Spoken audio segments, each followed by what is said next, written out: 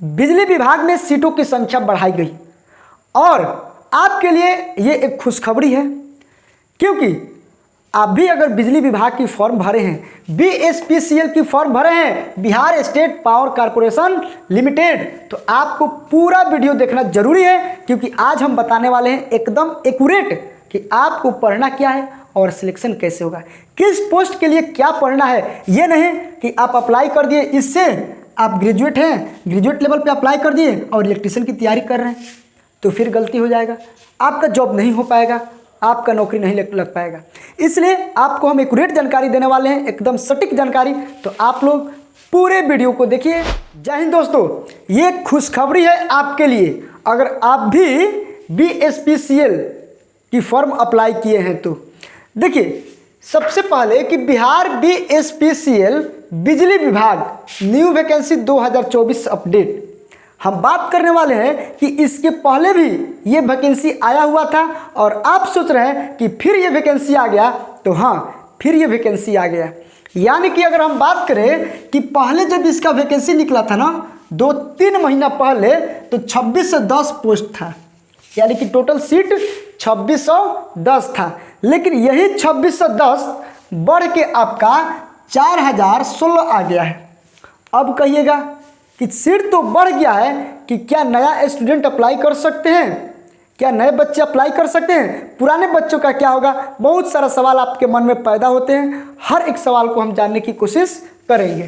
तो यहाँ पे सबसे पहले जानिए कि जो न्यू पोस्ट है, यानी कि न्यू पोस्ट, टोटल पोस्ट आपका 4016 है, पहले था 2610। पोस्ट का नाम यहाँ पे दिया गया है, पोस्ट की संख्या दी गई है, यह आपका विज्ञापन संख्या है, एडवर्टाइजमेंट नंबर है, और यहाँ पे आपका क्वालिफिकेशन दिया है। हर एक चीज़ को हम एक्सप्लेन करेंगे। ये है आपका असिस्टेंट एग्जीक्यूटिव इंजीनियर, ठीक है, इसको एग्जीक्यूटिव इंजीनियर कहते हैं, जिसमें 86 को पोस्ट है, ठीक। इसका विज्ञापन संख्या है 1/24, मतलब ये 1/24 पहला महीना में आया था और ये आपका 2024 हो गया, ठीक। और ये जूनियर इलेक्ट्रिकल इंजीनियर आपका है 113 पोस्ट, 224 विज्ञापन संख्या। और करस्पोंडेंस क्लर्क स्टोर असिस्टेंट्स, ठीक, 806 पोस्ट इसके लिए है, और इसके लिए 115 पोस्ट, और यह है आपका विज्ञापन संख्या 324, ठीक। और ये हो गया आपका जूनियर अकाउंट्स क्लर्क 740 को पोस्ट है और 424 इसका विज्ञापन संख्या है। टेक्नीशियन ग्रेड 3 2156 पोस्ट और 524। जो सबसे ज़्यादा अगर बच्चे अप्लाई करते हैं ना, तो टेक्नीशियन ग्रेड 3 में अप्लाई करते हैं और 2156 पोस्ट है।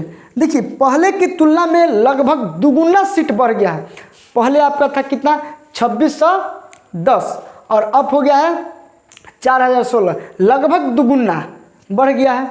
और इसका क्वालिफिकेशन की बात करें हम, तो देखिए ये हो गया BTech इलेक्ट्रिकल इंजीनियर, यानी कि ये असिस्टेंट एग्जीक्यूटिव इंजीनियर बनने के लिए आपको ये क्वालिफिकेशन चाहिए। और जूनियर इलेक्ट्रिकल इंजीनियर बनने के लिए आपको diploma in electrical engineer, electrical से आप डिप्लोमा किए होंगे, तो फिर आप क्या होगा कि जूनियर इलेक्ट्रिकल इंजीनियर बन सकते हैं। 113 को पोस्ट है, विज्ञापन संख्या 224 है। अब देखिए, करस्पोंडेंस क्लर्क और स्टोर असिस्टेंस के लिए आपका 806 और 115 पोस्ट है। जो इसका क्वालिफिकेशन क्या है, मात्र ग्रेजुएशन किसी भी स्ट्रीम से पास हो, कोई भी सब्जेक्ट से अगर आप पास है, चाहे आर्ट्स से, चाहे कॉमर्स से, चाहे साइंस से, आप ग्रेजुएट हैं, तो फिर ये आप करस्पोंडेंस क्लर्क और स्टोर असिस्टेंट में अप्लाई कर सकते हैं। और ये है आपका जूनियर अकाउंट्स क्लर्क, जो 740 पोस्ट है, ये सिर्फ बीकॉम वाले के लिए, बीकॉम, ठीक, बीकॉम बैचलर ऑफ कॉमर्स, ये आपके बीकॉम के लिए है। और टेक्नीशियन ग्रेड 3 जो सबसे कम क्वालिफिकेशन है, वो है आपका 10th पास प्लस 2 इयर्स ITI। आपका इसमें NCVT और SCVT दोनों चलेगा, लेकिन आपका 2 साल वाला ITI होना चाहिए, और वो भी इलेक्ट्रीशियन से, स्पेशलिस्ट इलेक्ट्रीशियन। फिटर वाले इसमें नहीं आएंगे, चाहे मैकेनिकल वाले इसमें नहीं आएंगे, स्पेशलिस्ट इलेक्ट्रीशियन, क्योंकि ये बिजली विभाग का फॉर्म है। अब बिजली विभाग में जाएंगे तो डीजल मैकेनिक का क्या काम है, फिटर का क्या काम है, वहाँ पे तो इलेक्ट्रीशियन का काम है। इसलिए कि 2 साल वाला इलेक्ट्रीशियन का ITI होना चाहिए और 10th पास होना चाहिए, मिनिमम क्वालिफिकेशन है इसका। और 2156 पोस्ट है, आप टेक्नीशियन ग्रेड 3 में आप जा सकते हैं। ठीक है, तो ये आपका पोस्ट का नाम था और पोस्ट की संख्या था, एडवर्टाइजमेंट नंबर है और ये आपका क्वालिफिकेशन है। एक बार और इसको पढ़ सकते हैं वीडियो को रोक कर, या एक बार और देख सकते हैं। अब यहाँ पे हम बात करते हैं जो मेन इम्पोर्टेंट है, ठीक, वो है आपका अप्लाई डेट, कब से अप्लाई होगा। तो 10 अक्टूबर से 15 अक्टूबर, 10 अक्टूबर से 15 अक्टूबर तक क्या होगा आपका अप्लाई होगा। सॉरी 10 अक्टूबर नहीं, 1 अक्टूबर, 1 अक्टूबर से 15 अक्टूबर, यानी कि आपका 15 दिन के लिए अप्लाई होगा। अगर सोच रहे हैं कि जो बच्चे पहले से अप्लाई कर चुके हैं क्या फिर से उनको अप्लाई करना होगा, नहीं, एकदम खा पी के सो जाइए, आपको कुछ नहीं करना है।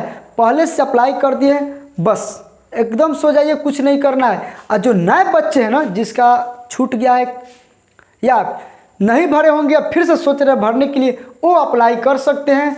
उनके लिए ये 1 अक्टूबर से 15 अक्टूबर तक यानी 15 दिन का समय दिया गया है। नए बच्चे भी इसमें शामिल हो सकते हैं। ठीक, अगर हम इसका फ़ी का बात करें तो जनरल OBC EWS का 1500 रुपया है।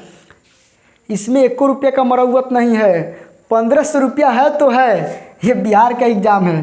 ठीक, भले बिहार के एग्ज़ाम में एग्ज़ाम को 3 बार क्यों नहीं देना पड़े, एक बार दिए पेपर लीक, दूसरा बार हड़ताल, तीसरा बार कुछ भी, चौथा बार रिजल्ट नहीं आया, लेकिन पैसा में तो 1 रुपया मरम्मत नहीं। ठीक, तो याद रखिएगा कि बिहार के एग्ज़ाम में पैसा भरपूर लगता है और एग्ज़ाम 3 बार लेना पड़ता है। सही बात बोली गलती? अगर बात से सहमत है तो कमेंट बॉक्स में बोलिए। ठीक, अब देखिए SC ST का 315 रुपये लगेगा। देखिए SC ST को थोड़ा छूट है, जनरल OBC EWS को 1500 रुपये एकदम हाई सुख देना होगा। अब बात करते हैं एज, टेक्नीशियन ग्रेड 3 के लिए, मतलब इसके लिए, और JEE जूनियर अकाउंट्स क्लर्क के लिए आपका 18 साल से 37 साल आपका एज है। ठीक, और अदर पोस्ट के लिए 21 साल से 37 साल, मतलब ये अदर पोस्ट के लिए, इसके लिए 21 साल से 37 साल, मतलब 3 साल बढ़ जाएगा। 18 साल इसमें था और इसमें 21 साल से स्टार्ट हो रहा है। ठीक है, एग्ज़ाम डेट की बात करते हैं, एग्ज़ाम कब तक होगा। अब इसका एग्ज़ाम के रिगार्डिंग कोई नोटिस नहीं आया, लेकिन ऐसा अनुमान है कि नवंबर दिसंबर तक हो जाना चाहिए। एग्ज़ाम होगा आपका किस मोड में, तो CBT मोड यानी कि ऑनलाइन मोड में होगा। CBT मतलब कंप्यूटर बेस्ड टेस्ट। ठीक है, ये कंप्यूटर बेस्ड टेस्ट, कंप्यूटर पे होगा एग्ज़ाम। सिलेक्शन की प्रोसेस क्या है इसका, कि एग्ज़ाम देंगे और डायरेक्ट सिलेक्ट हो जाएंगे। देखिए एग्ज़ाम देंगे, CBT पास करेंगे, उसके बाद आपका DV होगा, डॉक्यूमेंट वेरिफिकेशन। डॉक्यूमेंट वेरिफिकेशन में पास हो जाते हैं, आपका ज्वाइनिंग हो जाएगा। अब यहाँ पे सिलेबस की बात करें, जो सबसे इम्पोर्टेंट टॉपिक है सिलेबस, क्या हमको पढ़ना है, क्या हमको पढ़ना है, ये ज़रूरी है। मान लीजिए ये सारा चीज़ तो बता दिए, इसके बारे में अगर कम बेस भी जानते हैं ना, लेकिन इसके बारे में आपको अच्छे से जानना है, क्योंकि जब तक ये नहीं पढ़ेंगे तब तक तो नहीं होने वाला है। इसके बारे में तो बाद में भी जान जाएंगे, लेकिन ये सिलेबस जानना जरूरी है। सिलेबस में देखिए GK से आपका 10 क्वेश्चन रहेगा, रीजनिंग से आपका 10 क्वेश्चन, हिंदी से आपका 10 क्वेश्चन, कितना क्वेश्चन हुआ 30 question, GK reasoning Hindi. English से 5 क्वेश्चन और कंप्यूटर से भी रहेगा क्वेश्चन, 15 क्वेश्चन, कंप्यूटर से 15 क्वेश्चन। तो ये कितना हुआ 50 क्वेश्चन। ये टोटल क्वेश्चन कितना हुआ 50, 10 10 20 10 30 और 5 15 5 20 30 20 50 क्वेश्चन। और 50 क्वेश्चन आपका इससे रहेगा, आपका ट्रेड से रहेगा, कॉमर्स से रहेगा, मैथ से रहेगा। अब कहिएगा कि क्या ये तीनों से रहेगा, तीनों से नहीं रहेगा। देखिए एडवर्टाइजमेंट नंबर 5 देखिए कहाँ है, 5 क्या है, टेक्नीशियन ग्रेड 3 के लिए आपका रहेगा ट्रेड से। ट्रेड से मतलब कि अगर टेक्नीशियन ग्रेड 3 का फॉर्म अप्लाई करते हैं, 2156 जो सीट है, ठीक, एडवर्टाइजमेंट नंबर है 524। अगर 10th + 2 इयर्स ITI और इलेक्ट्रीशियन से अगर ये अप्लाई करते हैं, तो ये सारा चीज़ तो कॉमन है, आपको ये पढ़ना ही पड़ेगा। 50 नंबर का ये है, ये कॉमन है। लेकिन आपको ट्रेड पढ़ना होगा। ट्रेड का मतलब इलेक्ट्रिशियन जो ट्रेड है, इलेक्ट्रिशियन से जो सवाल बनता है, आप इलेक्ट्रिशियन जब ITI किए होंगे तो बहुत सारा एग्जाम दिए होंगे तो बहुत सारा सवाल आता है, वैसे ही सवाल आपसे पूछा जाएगा। कितना क्वेश्चन रहेगा? 50 क्वेश्चन। यानी कि कहने का अर्थ क्या है कि आपका इसमें मैथ नहीं रहेगा, एक आध दो को रह सकता है, एक आध दो को, 2 3 4, ठीक। लेकिन सबसे ज़्यादा आपका 50 क्वेश्चन ट्रेड से दिया जाएगा, 50 क्वेश्चन इलेक्ट्रिशियन से दिया जाएगा। इलेक्ट्रिक से, इलेक्ट्रिक के बारे में आप कितना जानते हैं अगर इस पोस्ट पे अप्लाई करते हैं तो, ठीक।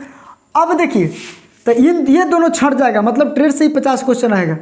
कॉमर्स से कब क्वेश्चन रहेगा? एडवर्टाइजमेंट नंबर 424, देखिए 424 यही ना है। तो अगर ये फॉर्म अप्लाई करेंगे जूनियर अकाउंट क्लर्क, ठीक, जूनियर अकाउंट क्लर्क 740 पोस्ट है, 424 एडवर्टाइजमेंट नंबर है, तो आपका बीकॉम यानी कि कॉमर्स जो सिलेबस सब्जेक्ट है, उस कॉमर्स से आपका 50 क्वेश्चन पूछा जाएगा। जब ये अप्लाई करेंगे तब जूनियर अकाउंट्स क्लर्क, मान लीजिए कि अकाउंट्स क्लर्क बन रहे, अकाउंट्स का क्लर्क, ठीक है, तो आपको थोड़ा बहुत इंग्लिश जानना चाहिए, इसलिए कॉमर्स से आपका 50 क्वेश्चन पूछेगा। तो ये दोनों छाड़ देगा, मैथ और ट्रेड छाड़ देगा। अब बात है इसमें कि मैथ किस में पूछेगा? एडवर्टाइजमेंट नंबर 3 देखिए, 324 कहाँ है? ये है, यानी कि कॉरेस्पोंडेंस क्लर्क या स्टोर असिस्टेंट का फॉर्म अप्लाई करेंगे। 806 और 115 कुल मिला के 6 5 11 2 और ये 9 से 21 पोस्ट है, जो आपका ग्रेजुएट लेवल पर है, ग्रेजुएशन की है। अगर ग्रेजुएट लेवल पे फॉर्म को अप्लाई करेंगे तो फिर ये दोनों आपका छट जाएगा, सिर्फ मैथ से 50 क्वेश्चन पूछेगा। समझ रहे हैं ना?